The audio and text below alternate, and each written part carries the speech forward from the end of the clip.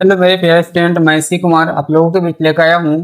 Class 12 का है 1857 की क्रांति। जो चैप्टर है आपका चैप्टर का नाम है यानी चैप्टर 11 है आपका 1857 की क्रांति। क्लास किसके लिए है और चैप्टर का नाम क्या है आपका, यानी चैप्टर है आपका 11। चैप्टर कौन सा है? 11 है और क्लास आपका 12 के लिए है। यानी ये उन बच्चों के लिए है जो मतलब क्या है, आप 2027 में 12th का एग्जाम देने वाले हैं उसके लिए। यहाँ से क्या एग्जाम में आपको 2 मार्क्स का क्वेश्चन हो या 5 मार्क्स और ऑब्जेक्टिव सारे क्वेश्चन आज बनने वाले हैं एक ही वीडियो में। इसलिए यह वीडियो आपको यानी ज्यादा इंपॉर्टेंट हो रहा है आप लोगों के लिए। इस वीडियो को शुरू से अंत तक जरूर देखिएगा। अगर अच्छा लगेगा तो लाइक शेयर कमेंट और सब्सक्राइब जरूर कीजिएगा। तो चलिए हम स्टार्ट करते हैं 1857 की क्रांति। तो 1857 की क्रांति जो हुआ था यानी क्यों हुआ था, तो हम लोग जानते होंगे कि ईस्ट इंडिया कंपनी की स्थापना कब हुआ था। ईस्ट इंडिया कंपनी की जो स्थापना है कब हुआ था इंग्लैंड में? 31 दिसंबर 1600 ईस्वी को। कब हुआ था? 31 दिसंबर 1600 ईस्वी को क्या हुआ था आपका? ईस्ट इंडिया कंपनी की स्थापना हुआ था। कहाँ? इंग्लैंड में। तो ईस्ट इंडिया कंपनी को क्या किया गया था उस समय? महारानी कौन थी? एलिजाबेथ। ये क्या की थी कि यानी ईस्ट इंडिया कंपनी को पूर्वी देशों के साथ व्यापार करने का परमिशन दी थी। तो जब इंग्लैंड के लोग कहाँ आए थे? भारत आए थे। तो यहाँ क्या किए? सबसे पहले व्यापार करना शुरू किए। लेकिन यहाँ की जो व्यवस्था देखिए उसके कारण क्या हो गया, वो धीरे धीरे इस पर कब्जा करना सोचे। और कब्जा कहाँ शुरू किए थे? बंगाल से। तो देखिए यानी बंगाल में क्या एक नवाब था आपका सिराजुद्दौला। क्या नाम था? सिराजुद्दौला। बंगाल का एक नवाब था सिराजुद्दौला और इसका एक सेनापति था। सिराजुद्दौला का एक सेनापति था, नाम पता आप लोग को? सेनापति था इसका मीर जाफर। क्या नाम था? मीर जाफर। सेनापति क्या नाम था आपका? मीर जाफर।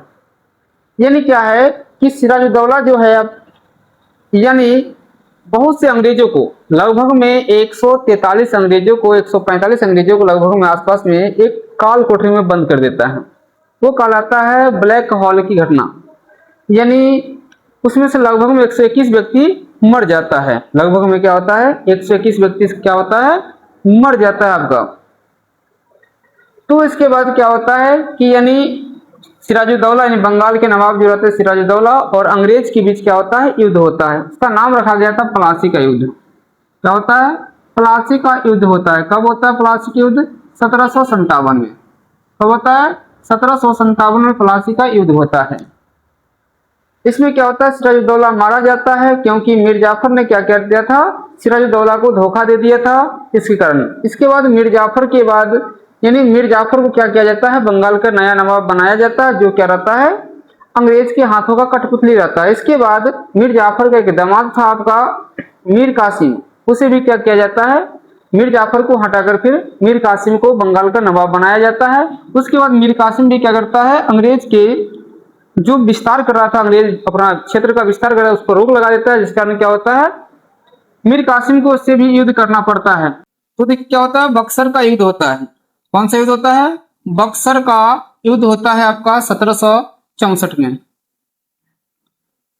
कब होता है बक्सर का युद्ध? 1764 में होता है बक्सर का युद्ध। इसमें क्या होता है आपका? मीर कासिम हो गया, अवध के नवाब सिराजुद्दौला हो गया और और मुगल बादशाह जो थे वो तीनों क्या होते हैं इसमें हार जाते हैं और अंग्रेज क्या होता है? जीत जाता है।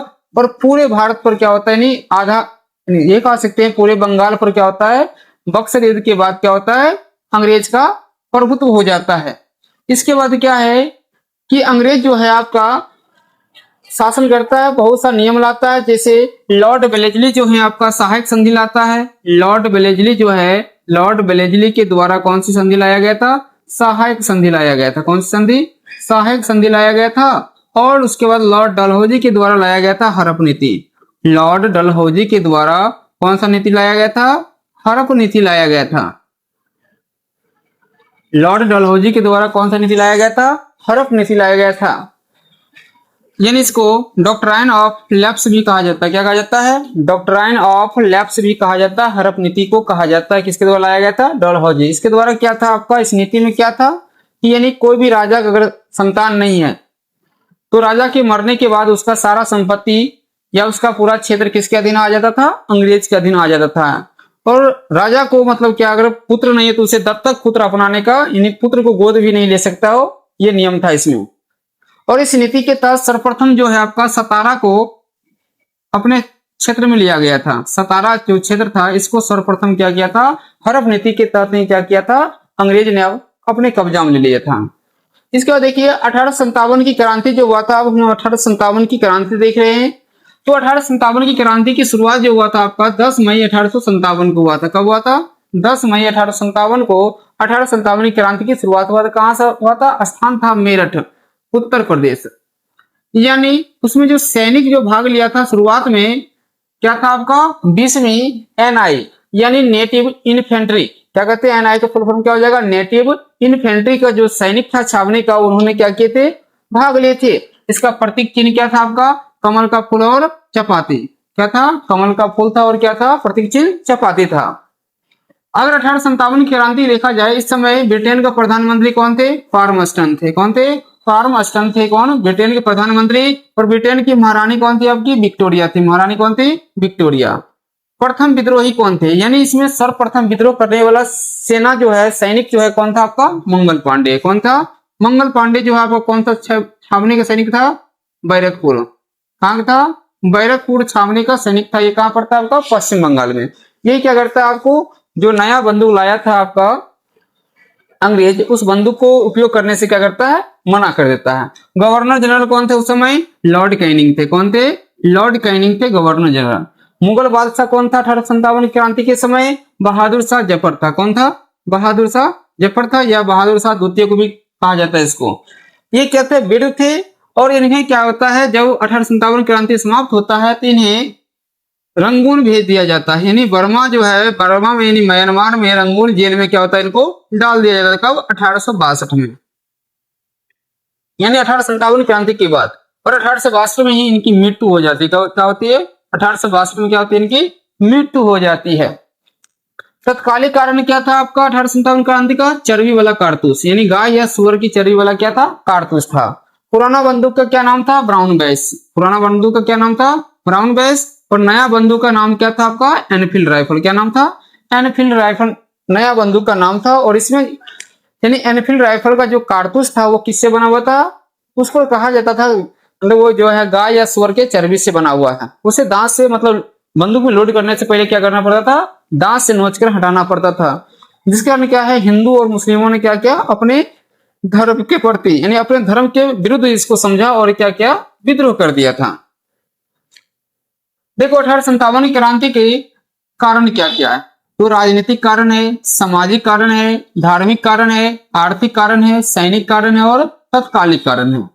1857 क्रांति क्या है? बहुत से कारण है। कौन कौन? राजनीतिक कारण, सामाजिक कारण, धार्मिक कारण, आर्थिक कारण, सैनिक कारण और तत्कालिक कारण। तो सभी कारणों के विश्लेषण आपको अगले क्लास में देखने को मिलेगा।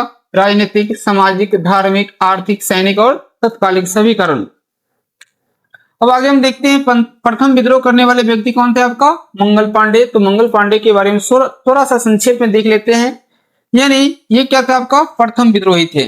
1857 क्रांति का प्रथम विद्रोही कौन थे आपका? मंगल पांडे थे।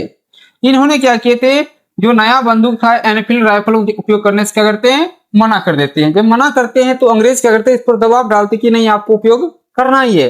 ये गुस्सा में आ जाते और क्या करते हैं? अंग्रेज को गोली मार देते हैं। किसको?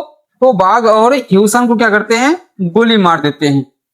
यानी दो अंग्रेज अधिकारी था, बाघ और ह्यूसन क्या करते हैं? गोली मार देते हैं। इस कारण इनको गिरफ्तार कर लिया जाता है। तो ये किस छावनी के सैनिक थे? तो बैरकपुर छावनी के सैनिक थे। और रेजिमेंट पूछेगा कौन सा रेजिमेंट के थे? 34वीं रेजिमेंट के थे। कौन सा था? 34वीं रेजिमेंट के सैनिक थे। और इन्हें क्या होता है? गोली मारने के कारण क्या होता है? इन्हें फांसी दे दिया जाता है 8 अप्रैल 1857 को। 8 अप्रैल 1857 को क्या होता है? फांसी दे दिया जाता है इनको। और इन्होंने हल्ला बोल का नारा दिए थे। क्या किए थे? हल्ला बोल का नारा दिए थे आपको। मंगल पांडे जो है आपका हल्ला बोल का नारा दिए थे। इसके बाद आपका नाना साहब का नाम तो सुने ही होंगे। नाना साहब जो है बाजीराव द्वितीय जो है यानी पेशवा बाजीराव द्वितीय का क्या था? ये पुत्र थे। कौन सा पुत्र थे? ये भी दत्तक पुत्र थे। और इनका वास्तविक नाम अगर देखा जाए धुंडीराज था। क्या नाम था नाना साहब का वास्तविक नाम? धुंडीराज था। और ये पूछेगा 1857 की क्रांति में जो है ये 1857 के विद्रोह का नेतृत्व कहाँ से किए थे? 1857 के विद्रोह का नेतृत्व पूछेगा कहाँ से किए थे, तो बता सकते हैं आप लोग, तो ये कानपुर से किए थे नाना साहब। कहाँ से किए थे? कानपुर से किए थे 1857 के विद्रोह का नेतृत्व। जब क्या होता है विद्रोह यहाँ कानपुर में दबा दिया जाता है तो नाना साहब भाग कर कहाँ चले जाते हैं? नेपाल। कहाँ चले जाते हैं? भाग कर नेपाल चले जाते हैं। कहाँ चले जाते हैं? नेपाल। अब पूछेगा आपको झांसी में विद्रोह किसने किया था? तो झांसी में जानते होंगे आप लोग कौन किए थे? लक्ष्मीबाई। कौन की थी? लक्ष्मीबाई की थी झांसी में 1857 की क्रांति का विद्रोह किए थे। झांसी के जो लक्ष्मीबाई है इनको किन किन नामों से जाना जाता है? तो मनु कहते हैं, मणिकर्णिका कहते हैं, छबीली कहते हैं। क्या क्या कहते हैं? मनु कहते हैं, मणिकर्णिका कहते हैं और छबीली भी कहते हैं। क्या कहते हैं? मनु, मणिकर्णिका, छबीली, ये सब नाम से क्या करते हैं हम लोग? लक्ष्मीबाई को जानते हैं। लक्ष्मीबाई के पिता क्या नाम था? मोरोपंत। क्या नाम था? मोरोपंत था। लक्ष्मीबाई का जन्म कहाँ हुआ था? काशी वाराणसी में हुआ था। काशी वाराणसी में हुआ था लक्ष्मीबाई का जन्म। ये भी क्या हुआ, जब इनका पति की मृत्यु हो जाता है तो ये भी क्या करते हैं? एक दत्तक पुत्र को अपनाते हैं और दत्तक पुत्र अपनाने के कारण क्या होता है, इन पर अंग्रेज भी क्या करता है? हड़प नीति के तहत क्या होता है, इस पर कब्जा कर लेते हैं। किस पर? झांसी पर। तो आप बताइएगा लक्ष्मीबाई का दत्तक पुत्र का क्या नाम था? दत्तक पुत्र का नाम क्या था? आप कमेंट में जरूर बताइएगा आप लोग। दत्तक पुत्र का नाम क्या था? बताना है लक्ष्मीबाई का दत्तक पुत्र का नाम क्या था।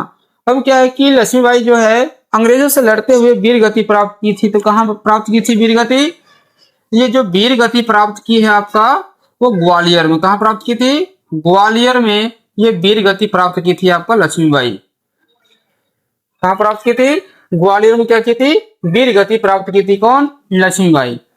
अब अगले क्लास में देखेंगे कि 1857 क्रांति का स्वरूप कैसा था और सफल क्यों हुआ और कौन कौन क्षेत्रों पर, मतलब कौन कौन नेता ने या किन किन लोगों ने मतलब क्या किए 1857 क्रांति का नेतृत्व किए थे, और ये मतलब 1857 क्रांति के बाद क्या परिणाम हुआ। सिर्फ ये 3-4 टॉपिक बचा हुआ है, अगले क्लास में उसको देखा जाएगा। अगर ये वीडियो आपको अच्छा लग रहा है तो इसको लाइक, शेयर, सब्सक्राइब और कमेंट जरूर कीजिएगा।